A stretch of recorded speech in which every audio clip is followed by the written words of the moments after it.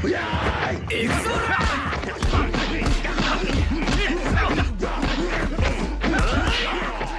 yeah! You see that, Daisy?